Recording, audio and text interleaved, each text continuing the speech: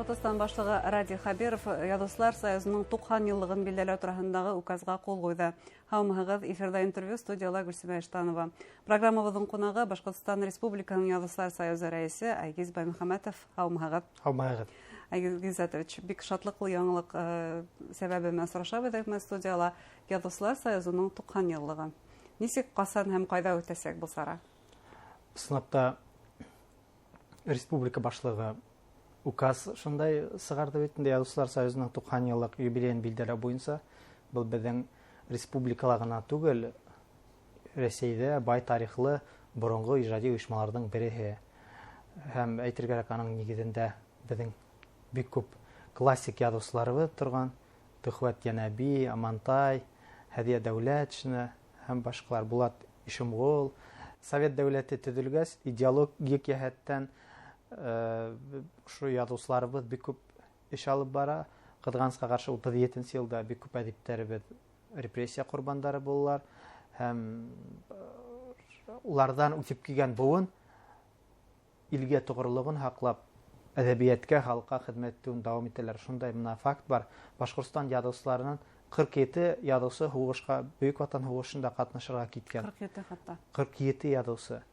Һәм шуларның 17-һе яу кырында ятып калган, 30-һы кайткан, исән, күбе әлбәттә яралы булган. Һәм улар безнең әдәбиятыбызны күтәрү ул гына түгел, аны киңрәк даирәгә чыгару өстеннән бик күп көстәр һала. Шул ук, мәсәлән, Мостай Кәрим Совет нәйендә бит инде киңлекләрендә танылып алган. Яисә Әнвәр Бикчентаевтың үсмерләр өчен Улда фронтовик әсәрләрен укып күпме буын үсте бит инде. Яисә драматург, безнең драматургыбыз Нәҗип Асанбаев, аның Кәрим Хакимов турында бөтен гарәп дөньясында танылды бит инде. Күп шулай эшләгәннәр. 90 еллардан һуң да безнең язучылар бик күп хезмәт итә. Мин әле тарихына күсеп киттем инде.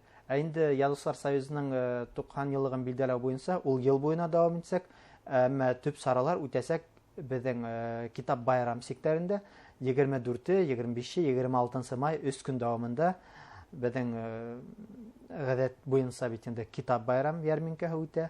Быел 2нче ел рәттән шуның сектәрендә Язучылар союзының юбилее билдәләнәсәк. Юкка гына тарихына тукталманыгыз, чөнки тарихына туктап буга күз һалганда без Язучылар союзы уның максаты, бурыстары турында анык күз аллай алабыз. Ул илдәге барган бөтен иҗтимагый сәяси вакыйгаларны күзәтеп бару һәм уга карата үзеңнең мөнәсәбәтеңне белдерү, халык арасында аңлату эшләре алып бару, бу язучыларның күренгән эше генә. Шулай бит. Буны тарихтан бүгенгә күпер ташлаганда, бүген башкорт әдәбияты нинди кимәлдә шул ук бурыстарды иҗтимагый сәяси тормышта катнашу бурысын үтәйме ул? Әлбәттә, ул нинди генә дәврдә булмаһа, Язучылар союзы үзенең төп юнәлешенә, төп максаттарыннан тайпылмай хезмәт дәвам итә. Әйтергә кирәк, шул ук 34нче елда Язучылар союзы барлыкка килгәндә күп республикаларда бар халыктар мына язучылар туплай алмагандар. Ядырлык кешеләр булмаган. Шундай республикаларда бар. Хатта бишәү генә тупланып, аларды ядырга өйрәткәндәр, шундай республикаларда булган. Башкортстанда, Башкорт yerендә был бик үзеннән үзе калкып чыккан. Хатта ул вакытта Максим Горький да Башкортстан язучыларына зур баһа биргән. Әлбәттә, ул безнең тамырдан килә, сәсәндәр. Без беләбез, 1912 елда хугышка киткәндә безнең Байык сәсән Фатиханы биреп, оҙатып кала бит инде батырҙарҙы, аҙаҡ ҡаршы ала. Бөгөнгө көндә лә шул уҡ мына илдәге барған ваҡиғаларҙан язучылар ситтә ҡалмай, үҙәгендә ҡайнай тиергә була. Мәҫәлән, шул уҡ махсус хәрби операция ваҡытында беҙҙең язучыларыбыҙ үҙҙәре шунда барып, әҫәрҙәр тыуҙырыу өсөн аҙналап, шунда йәшәп, йөрөп ҡайттылар. Мына әйтергә була. Үҙем дә мин анда булдым, Зөһрә Буракаева булды, Лариса Абдуллина, Мөнир Ҡунафин, Миләүшә Ҡаһарманова һәм улар шул егеттәрҙең, батырҙарыбыҙҙың тормошо менән яҡындан танышып, үҙенә ижад итер өсөн материал туплап ҡайтты инде. Очерктарын уҡыныҡ әле һеҙ әйткән авторҙарҙың сынапта ҡыҙыҡлы, ҙурыраҡ патриотик рухта яҙылған повесть, хикәйәләр, романдар көтәбеҙ. Шулай, тағы ла Без былтыр республика башлығы ярҙамында үткәргәйне конкурс патриотик әҫәрҙәр заман авазы дигән голос эпохи өс телдә язган иҗатчылар арасында татарса, русса, башкортса, шуның нигезендә без бик күп әсәрләр алдык, патриотик һәм унауһы еңеүсе дип билдәләнде. Арасында да роман да, повестьлар да бар, поэмалар да бар. Әле алар билдәләнгән еңеүчеләр, марттың адагында билдәләнде. Әле уларның китаплары нәшер итү өстендә. Ел адагына тиклем ошо китаптар сыгасак, һәм улар ысынлап заманыбызны сагалдырган әсәрләр. Шулай. Демәк, бүген дә ошо бурыстарды язучыларыбыз аткара. Максим Горький әйткәнсә, югары кимәлдә бу эште башкара дип әйтә алабыз. Китап байрам турында да телгә алдыгыз. Бу ысынлап та республикала зур бер китап байрамы, әдәбият байрамына әйләнде. Үткән ел күзәттек Өфөлә. Быел ниндәйрәк булыр? Әгәр дә Язучылар союзының 90 еллыгы менән бергә үткәрәбез икән, демәк, бунда масштаб та киңрәк буласак. Әйе, чөнки гыйнвар айында без республика башлыгы менән очрашканда ул әйткәйне, бұл сараны федераль кимәлдә, югары кимәлдә үткәрергә кирәк дип, без Ради Фәритуллина зур рәхмәтлебез. Ысынлап та ул һәр вакыт зур игътибар бүлә. Был теге ябай гына һүзләр түгел, чөнки ысынлап та җитәкчелектең игътибары, ярдәм булмаса, уларда тормышка ашыру мөмкин булмас иде дип уйлыйм. Быел әйтүемчә, былтырдан алып бит инде китап байрам республикабызда узгарыла. Ул да төп максаты итеп язучының дәрәҗәһен күтәрү, китап укуга ылыктыру,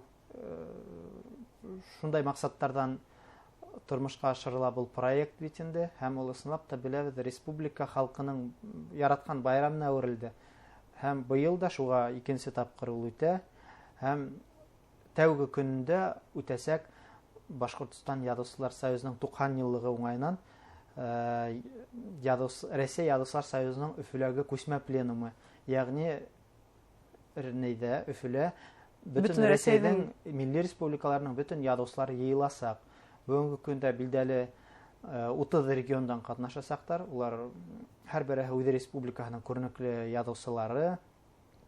Рәсәйдән әдәбият тормышында кайнап яшәгән төрле абруйлы басмаларның баш мөхәррирләре, Рәсәй Язучылар союзы, әлбәттә анда безнең язучылар бик әүдем катнашасак, ошо пленум үтәсәк, аның сектәрендә язучылар бүгенге көндә уларда борсалган мәсьәләләр буенча фикер алышасак, үзләренең уңышлы тәҗрибәләре белән уртаклашасак, һәм киләсәктә ул пленумда атала рус телендә дружба народов, дружба литератур, халыктар дуслыгы, әдәбият дуслыгы дип.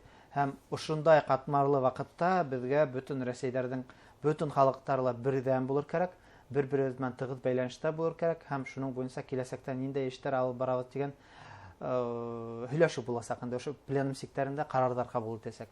Ягъни Өфө берничә көнгә бөтен Рәсәйнең әдәби майданына әйләнәсәк күзаллайбыз. Бәйләнештәргә килгәндә Рәсәйнең башка төбәкләре менән генә түгел, Башкортстан күрше илләр менән дә хезмәттәшлек итә. Белоруссиялә башкорт әдәбияты көндәре үтте. Һәм ошо юбилей секторында беләбезсә, тагыла бер ил менән ошондый хезмәттәшлек күзалланган. Әйе, безнең былтыр үтте китап байрамдан һуң безнең килешү төзелгәйне Беларусь язучылар оешмаһы менән. Былтыр октябрь айында безнең 12 язучыдан торган делегация булды Минск калаһында. Онда башкорт әдәбияты көндәре үтте. Һәм шуның нигезендә без килешкәйнек алмаш антология әзерләү буенча.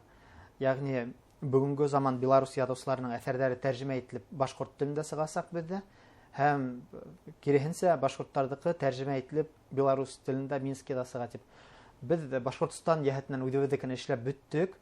40 язучы тәрҗемә ителде белоруслардыкы, һәм ул антология менә басмага китте. Ошо көндәрдә күрәсәк, хәзерге Беларусь әдәбияты антологияһы дигән. Һәм шул ук вакытта Минскида безнекеләр әзерләнә.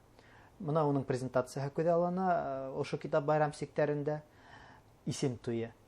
Һәм инде без беләбез, бүгенге көндә Рәсәй менән тыгыз хезмәттәшлектә булган илдәр менән әлбәттә без язучылар да үзебезнең хезмәттәшлекте алып барырга тиешбез. Шуңа был яһәттән безнең сентябрь айында Казакстанда башкорт әдәбияты көндәре үткәрү күзаллана. Әле әлбәттә оештыру, һөйләшү эшләре бара. Республика башлыгы үзенең фатихаһын бирде, хуплавын, һәм менә шундай киләсәктә без үзебезнең милли әдәбиятты киңрәк даирәгә сыгарырга, үзебезне күбрәк танытуга һәм шул ук вакытта дуслар аркасында үзебезне баетуды максат итеп куябыз. Бүгенге китап байрамда быелгы буласактар казактардан тыш Беларусь, Азербайҗан, Кыргызстан, Казакстандан килгән язучыларның катнашуы көтелә һәм әлбәттә Рәсәйнең бик күп билдәле язучылары катнашсак. Айгиз Гизатович, кыска гына булса ла тукталып китәйек проблемалы һорауга. Ул да булса, Язучылар союзының әлеге вакытта үзенең йорты, үзенең бинаһы юк. Ул әлеге вакытта ремонтта. Ничек хәл ителә һәм ошо ремонт мәсьәләһе? Без әле вакытлыса утырабыз матбугат йортында һәм административ безнең аппарат утырган урыныбыз шунда инде. Инде бинабызды ремонтлау буенча республика башлыгының булды бит инде карары. Уның нигезендә былтыр проект смета эшләре алып барылды. Улар тамамланды, әзер һәм быел мына июль айында ремонт эшләре башланып китер дип көтәбез. Бик үк еңел генә түгел, чөнки был здание бик үк ябай түгел. Тарихи. Уны тик кенә тота килеп кенә ремонт эше башлап булмай.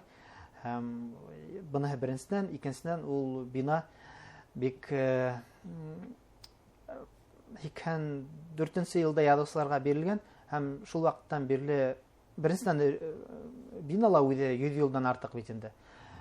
Һәм 2004 елдан бирле ремонт, шундай капиталь ремонт 40 ел алып барылмагас, шул ук проект эшләрен алып барганда килеп товайны яңынан яңа мәсьәләләр. Мәсәлән, теге истән әлбәттә косметика эшләнәсәк, күтүбә алыштырыла.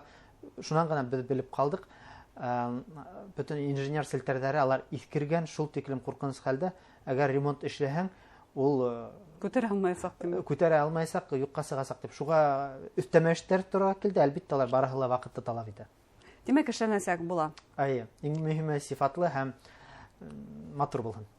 Тагыла билдәләп үтергәрәк, буннан тыш республикала айрым китап нәшриятының үзенең йорты булдырылыр хәлдер. Һәм шулай ук әдәбият музейлары була тиен шикелле. Безнең якын арала Пушкин урамында китап нәшрияте, онда бик матур бина, ул язучыларга, әдәбият музеена бик матур музей тапшырылу өстендә һәм аны матур итеп ремонтлагандан һуң ул сынап та зур китап һәм әдәбият үзәгенә әверелер дип ышанабыз. Һәм буларның барыһы Башкортстан Республика Язучылар союзының 90 еллыгын билдәләгән елда дип әйтәбез. Шулай бит. Әңгәмәгез өчен сезгә зур рәхмәт, иҗади уңышлар теләйбез сезгә һәм сезнең каләмдәшләрегезгә. Хөрмәтле тамашачылар, безнең студиялә Башкортстан Республиканың Язучылар союзы рәисе Айгиз Баймөхәммәтов булды. Игътибарыгызга зур рәхмәт.